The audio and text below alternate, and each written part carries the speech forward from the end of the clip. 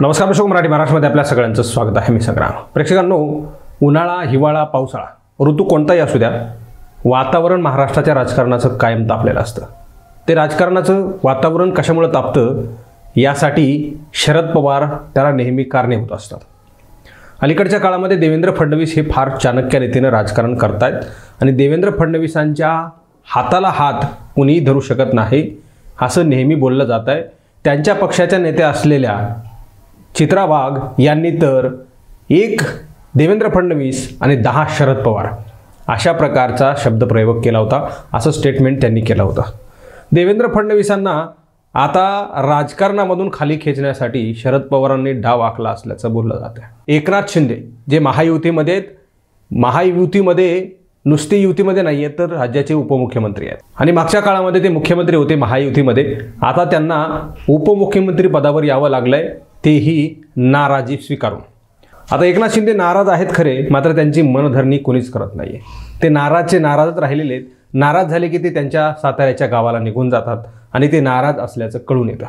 आता शरद पवारांच्या हस्ते दिल्लीमध्ये एकनाथ शिंदेंना महादजी शिंदे हा जीवन गौरव पुरस्कार देण्यात आला.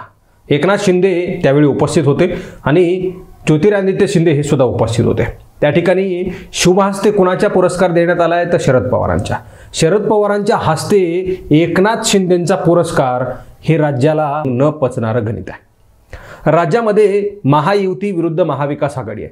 आता महाविकास आघाडीमध्ये उद्धव ठाकरे, काँग्रेस म्हणजे उरलेले उद्धव ठाकरेंचे जे काही आमदार खासदार आहेत ते आणि काँग्रेस, शरद पवार, उरलेला शरद पवार गट असे मिळून महाविकास आघाडी राहिलेली आहे. तर महायुतीमध्ये कोण आहेत? एकनाथ शिंदे, तिकडं भारतीय जनता पार्टी आणि राष्ट्रवादी काँग्रेस पार्टी, अजित पवार गट, हे सगळे महायुतीमध्ये आहेत. आता महाराष्ट्रामध्ये महायुती विरुद्ध महाविकास आघाडी अशी रणनीती सुरू आहे. शरद पवार कधी कोणासोबत असतील किंवा मग शरद पवारांची गुगली, शरद पवारांचं राजकारण शेवटपर्यंत कोणालाच कळत नाही, हे नेहमी सिद्ध झालेलं आहे. आणि कालच्या पुरस्कार सोहळ्यामध्ये सुद्धा एकनाथ शिंदेंनी बोलून दाखवलं. जे नाराज एकनाथ शिंदे आहेत महायुतीमध्ये, त्या नाराज एकनाथ शिंदेंना देवेंद्र फडणवीसांच्या हस्ते सुद्धा पुरस्कार दिला जाऊ शकत होता. महाराष्ट्रामध्ये ते सध्या महाराष्ट्राचे मुख्यमंत्री आहेत. इतर कोणाच्याही हस्ते पुरस्कार दिला जाऊ शकत होता. उद्धव ठाकरेंच्या हस्ते दिला जाऊ शकत होता, मात्र उद्धव ठाकरे आणि त्यांचं जमतच नाही, कारण उद्धव ठाकरेंचा पक्ष एकनाथ शिंदेंनी फोडला. मात्र शरद पवारांच्या हस्ते पुरस्कार देणं हे नेमकं काय चाललंय? महाराष्ट्राच्या राजकारणामध्ये नेमकं काय चाललंय? शरद पवार आणखी कुठली एखादी गुगली टाकणार आहेत का? राजकारण पुन्हा एकदा तापवणार आहेत का? अशी एक ना अनेक सवाल उपस्थित केले जात आहेत. त्यामुळे राजकारण तापलेलं आहे. एकनाथ शिंदेंनी बोलत असताना शरद पवारांचं तोंड भरून कौतुक केलं, तर शरद पवारांनी सुद्धा महाविकास आघाडी आणि त्यांचं सरकार पाडून बाहेर निघणाऱ्या एकनाथ शिंदेंचं फार मोठ्या आणि शेलक्या शब्दांमध्ये कौतुक केलं आहे. जवळजवळ 5 मिनिटं शरद पवार एकनाथ शिंदेंचं विविध मुद्द्यांवरून कौतुक करत होते. मग एकनाथ शिंदेंचं ठाण्यापासूनचं सुरू झालेलं थेट महाराष्ट्राच्या मुख्यमंत्री पदापर्यंतचं राजकारण हे सगळं 5 मिनिटांमध्ये शरद पवारांनी बोलून दाखवलं. विशेष म्हणजे शरद पवारांचं महाविकास आघाडी सरकार एकनाथ शिंदेंनी पाडलं आणि पाडलंच नाही तर ठाकरेंचा पक्षसुद्धा फोडला. म्हणून एकनाथ शिंदेंना कशा प्रकारे कौतुक केलं जावं याची नाराजी उद्धव ठाकरेच्या गटामध्ये आहे आणि संजय राऊत, विनायक राऊत यांनी शरद पवारांवर मोठ्या शब्दांत टीका केली आहे. शरद पवारांनी एकनाथ शिंदेंचा सत्कार करायला नको होता, कार्यक्रमाला जायला नको होतं, असं संजय राऊतांचं म्हणणं आहे. तर विनायक राऊत यांनी असं म्हटलंय की शरद पवारांनी गद्दारी केली आहे. आता महाविकास आघाडी फुटण्याच्या मार्गावर आहे अशा प्रकारच्या बातम्या येऊ लागलेल्या आहेत. गोटामध्ये फार मोठी खळबळ उडाली महाविकास आघाडीच्या. आता महाविकास आघाडी फुटते की महायुती फुटते हे आता येणाऱ्या काळामध्ये कळेल, कारण शरद पवार जिथे हात घालतात तिथून काही ना काहीतरी बाहेर काढल्याशिवाय राहत नाहीत. एकनाथ शिंदेंना त्यांनी गळाला लावलंय का अशी चर्चा सुरू झाली, कारण एकनाथ शिंदे बोलत असताना असं म्हणाले की शरद पवार सगळ्यांवर गुगली टाकतात, क्लीन बोल्ड करतात, मात्र त्यांनी आजपर्यंत माझ्यावर कधी गुगली टाकली नाही. आता ते कधी टाकतील की नाही याचीही काही शाश्वता नाही. मात्र एकनाथ शिंदेंनी फार भरभरून शरद पवारांचं कौतुक केलं आणि शरद पवारांनी एकनाथ शिंदेंचं कौतुक केलं. मागच्या वर्षभरापासून एकनाथ शिंदे हसलेलेच नव्हते. आज पुरस्कार सोहळ्याच्या कार्यक्रमामध्ये मात्र खळखळून एकनाथ शिंदे हसले, तेही शरद पवार सोबत असताना आणि त्यांच्यावर स्तुती सुमने उधळत असताना. नेमकं काय चाललंय महाराष्ट्रामध्ये या दोघांचं 5 मिनिटांचं भाषण आहे.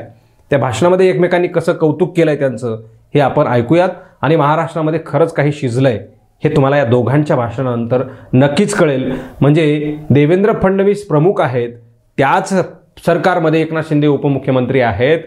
देवेंद्र फडणवीसांना आणि अजित पवारांना निमंत्रण न देता शरद पवार प्रमुख आणि त्यांच्या हस्ते एकनाथ शिंदेंना महादजी शिंदे यांचा पुरस्कार प्रदान करणं हे महाराष्ट्रामध्ये नव्या राजकारणाचा अध्याय आहे का, ही सुरुवात आहे का, ही पेरणी आहे का, असे अनेक सवाल उपस्थित केले जाऊ लागलेले आहेत आणि राजकारण तापलेलं आहे. दोघांचं स्टेटमेंट आपण एकदा पाहूयात. खरं म्हणजे जेव्हा एखाद्याच्या पाठीवर चांगलं काम केल्यावर शाबासकीची थाप पडते, त्यावेळेस आणखी त्या व्यक्तीची जबाबदारी वाढते, आणखी त्याला चांगलं काम करावं लागतं आणि मग समाजामध्ये देखील चांगलं काम करणाऱ्यांची संख्या वाढते, समाजालाच त्याचा फायदा होतो.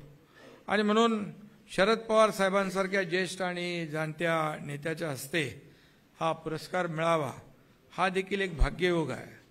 आणि आज या पुरस्काराच्या निमित्ताने वेगवेगळे योग जुळून आलेत. महादजी शिंदेंचं घराणं सातारा जिल्ह्यातलं कनेरखेड, ज्योतिरादित्यजी या महापराक्रमी लढवयाच्या जन्मभूमीतच माझाही जन्म झालेला आहे आणि हे देखील मी माझं मोठं भाग्य समजतो. पुरस्कार ज्यांच्या नावे आहे त्यांचं ते आहेत महापराक्रमी महादजी शिंदे. तुम्ही मला पुरस्कार दिलात तो मी आहे एक कार्यकर्ता एकनाथ शिंदे. आणि इथं पुरस्कार देताना उपस्थित आहेत ज्योतिरादित्य शिंदे. आणि ज्यांनी मला हा पुरस्कार दिला त्यांचं आडनाव पवार असलं तरीसुद्धा देशाचे थोर क्रिकेटपटू सदाशिव शिंदे यांचे ते जावई आहेत. शेवटी शिंदे सगळे आले. सदू शिंदे भारताचे प्रसिद्ध स्पिन बॉलर होते. त्यांची गुगली भल्या भल्यांना कळत नसे आणि कधी क्लीन बोल्ड होत असे कळायचं नाही. पवार साहेबांची देखील राजकारणातली गुगली सुद्धा अनेकांना कळत नाही. कधी कधी बाजूला बसलेल्या लोकांची किंवा बसवलेल्या लोकांची गुगली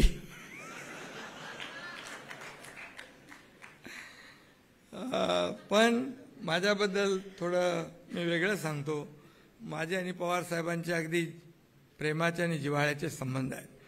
त्यांनी आजवर मला कधी गुगली टाकली नाही आणि यापुढे टाकणार नाहीत असा विश्वास आहे.